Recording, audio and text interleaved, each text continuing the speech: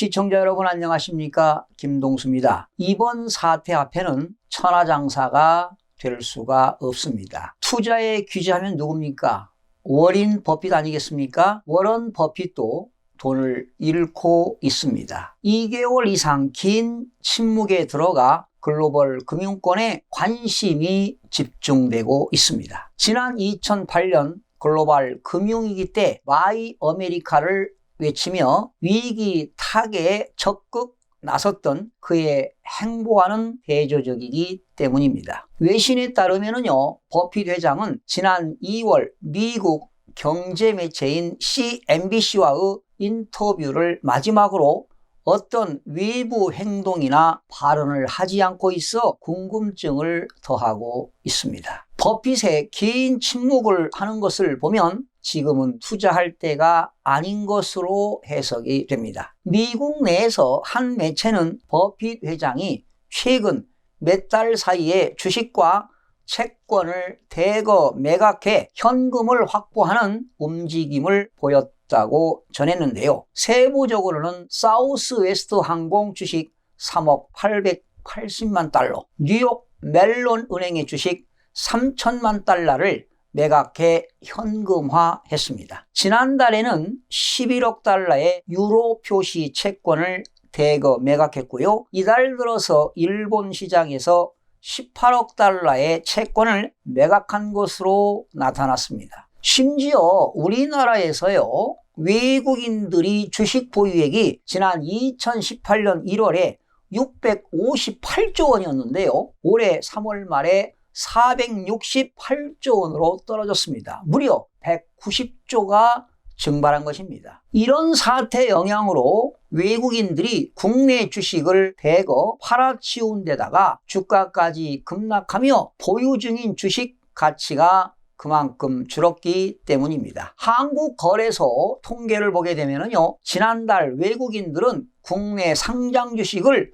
12조 8,529억 원을 순매도했습니다. 글로벌 금융권에서는요, 이번 사태로 인한 금융 및 실물 위기 상황이 예전보다 더 심각하다는 인식으로 분석되고 있습니다. 90세에 달한 버핏 회장이 은퇴를 앞두고 매우 소극적인 투자 패턴으로 변화한 것이라는 추측까지 나오고 있습니다. 버핏 회장이 어떤 형태로 현 경제 상황에 대한 메시지를 주주와 금융시장에 내놓을지 귀추가 주목되고 있습니다. 지난 1월 22일 2267.25를 찍었던 코스피 지수는 채 2달도 지나지 않은 3월 19일에 1457.64까지 떨어졌습니다. 그러다 다시 한 달도 안 된 4월 14일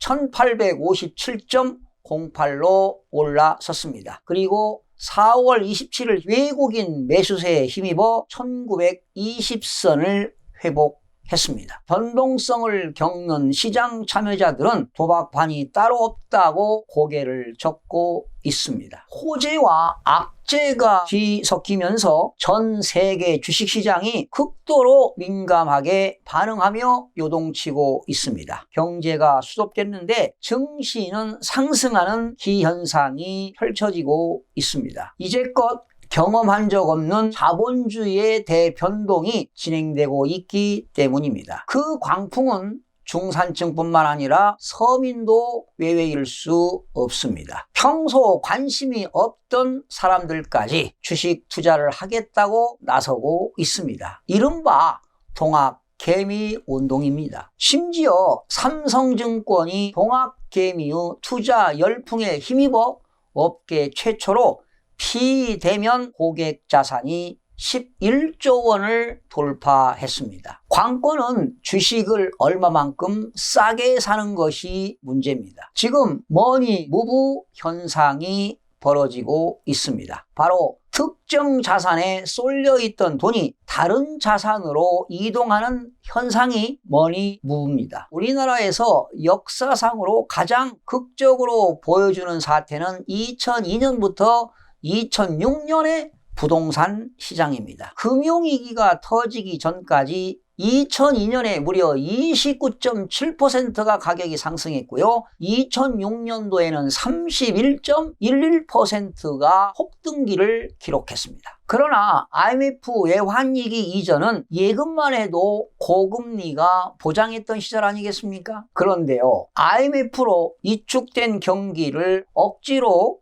띄우려다 신용불량자를 양산한 적이 있습니다. 그 당시 카드 대란을 겪고 역대 최장기간 소비 위축에 직면하자 2002년 무렵부터 저금리가 출현했습니다. 바로 돈이 주택시장으로 몰린 것입니다. 그 후 2007년부터 2008년까지 펀드 붐이 일었습니다. 하지만 펀드를 투자해서 손해본 사람들이 적지 않았습니다. 많았단 얘기죠. 주식은 잃어버린 10년을 기록했습니다. 그러나 2, 3년 전부터 머니 무브는 부동산으로 왔습니다. 2014년부터 6년간 부동산 가격은 꾸준히 상승했습니다. 그런데 지금은 부동산 자금들이 주식으로 이동하고 있습니다. 이렇게 지금은 주식붐이 일고 있는데요. 약세 시장일 때 우량주를 사서 장기간 보유하면 많은 수익을 내지 않을까 이런 예상도 해봅니다. 그러나 주식은 얼마만큼 저렴하게 사느냐가 핵심입니다. 만약에 한 번 더 주가가 바닥을 찍는 더블 딥이 온다면 기회를 잡을 수 있습니다. 5월 정도가 되면은 주요국들이 록다운, 즉 이동 제한을 해제할 수 있을 것입니다. 싱가포르처럼 록다운 해제 후 2차 확진자가 다시 나오게 되면 다시 록다운에 들어갈 수 있습니다. V자 반등을 기대하고 있지만 만약에 록다운에 들어간다면 W자입니다. 이중 침체 후에 회복이 될 수 있습니다. 2001년 9.11 직후에도요, 미국은 빠르게 회복될 줄 알았는데 저점이 무너졌던 경험들이 있습니다. 무려 주가 회복에 40개월 이상이 걸렸습니다. 이번 사태로 인해서 신약이 빠르게 개발이 된다면 V자 반등으로 회복이 될 수 있습니다. 록다운 해제 후 2차 확진되어 다시 록다운에 들어간다면 결과는 정해져 있습니다. 디프레이션은 물론 연쇄적인 기업 도산과 기업들의 구조조정이 이루어질 것입니다. 그렇다면 주식시장은 다시 한번 약세시장이 될 것이고 출렁거릴 것입니다. 그렇다면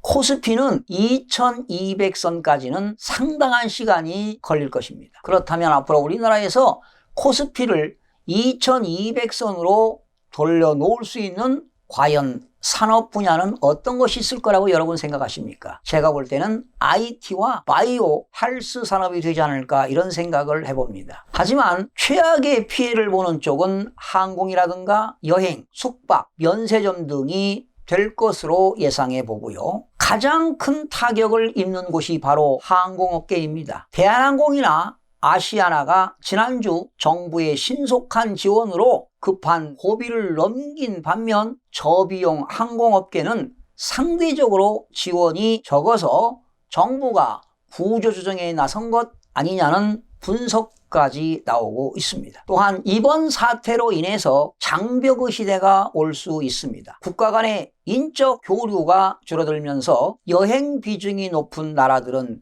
큰 충격을 받을 것입니다. 예를 들면 관광이 GDP 15%를 차지하는 이탈리아 같은 나라는 정말 큰일 났습니다. 그러나 그런 나라들을 살리기 위해서 대대적인 재정 정책과 통화 완화 정책들이 나올 것으로 예상이 됩니다. 국가마다 인종차별과 포퓰리즘이 고개를 들고 국가 간의 자유로운 이동들이 어려워질 것입니다. 그렇다면 세계 경제의 성장률은 떨어질 수밖에 없습니다. 물론 이민도 감소가 되겠죠. 세계 교역이 급감할 것입니다. 우리나라 수출도 큰 타격이 예상이 됩니다. 우리나라는 지난 4월 1일부터 4월 20일까지 20일 동안 지난해 4월 대비 무려 수출이 27%나 감소한 것입니다. 어마어마한 숫자입니다. 그렇다면 우리나라의 부동산 시장은 어떻게 될까요? 우리나라 부동산 시장에는 당연히 침체기가 있고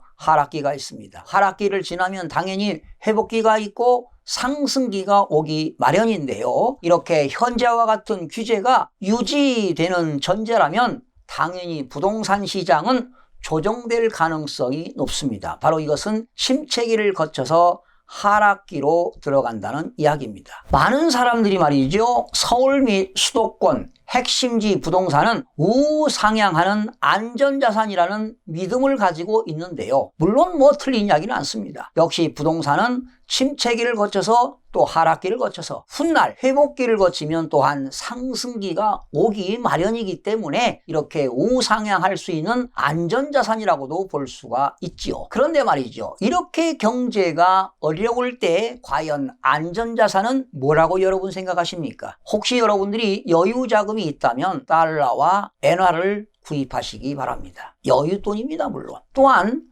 장기적으로 본다면은요, 여윳돈이 있을 때 신압으로 금을 사는 것도 바람직합니다. 그런데 많은 금을 사는 것이 아니라 일주일에 또는 2주일에 한 번씩 반돈이나 한 돈씩을 구입하는 것도 재테크 수단의 크나큰 대안이 될 수가 있습니다. 역시 주식은 베어마켓입니다. 약세 시장일 때 취득하는 것도 바람직합니다. 그러나 최고의 우량주라든가 우선주를 구입하는 것이 바람직합니다. 또한 여유자금이 있다면 역시 일부 채권을 구입하는 것도 바람직합니다. 여러분들도 아시다시피 주식이 하락하면은 달러가 강세가 되고 달러가 강세가 되면 금은 약세 시장이 옵니다. 또한 주식이 상승하면 달러는 약세가 되고 달러가 약세가 되면 금은 강세가 되는 경우가 일반적입니다. 그래서 여러분들이 여유자금이 있다면 그러한 여유자금으로 달러라든가 금이라든가 주식이라든가 채권을 구입하는 것도 바람직한데요. 우리는 이번 사태로 인해서 부동산 시장과